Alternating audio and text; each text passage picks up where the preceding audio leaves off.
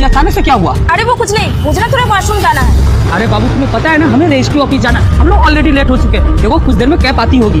ठीक है, तुम 5 मिनट वेट करो, मैं अभी गई और अभी आई। ठीक है।